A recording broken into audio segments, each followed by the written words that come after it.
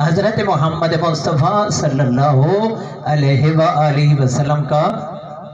طرز عمل ہے، اور وہی ہمارے پیارے رسول کی سیرت ہے کہ رسول اللہ نے اپنی سیرت اور کردار کے ذریعے سب سے پہلے سرکار نے نبوت کا اعلان نہیں کیا، بلکہ سرکار نے اپنی سیرت کا لشکر تیار کیا ہے۔ سرکار نے صادق بھی منوایا اور امین بھی منوایا اپنے کردار سے، اپنی سیرت سے، کیونکہ قرآن نے رسول اللہ کے متعلق فرمایا ہے لَقَدْ كَانَ فِي رَسُولِ اللَّهِ أُسْوَةٌ حَسَنَةٌ۔ یہ رسول کوئی عام رسول نہیں ہے، اسوہ حسنہ ہے۔ آپ نے رسول اللہ کی پیروی کرنی ہے، رسول اللہ کی اتباع کرنی ہے، فقط نعتوں پہ اکتفا نہیں کرنا،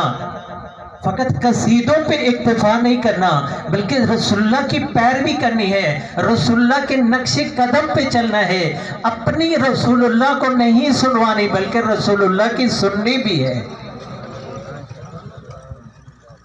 کیونکہ ہمیں قرآن پاک نے یہی کچھ درس دیا ہے کہ ما اتاکم الرسول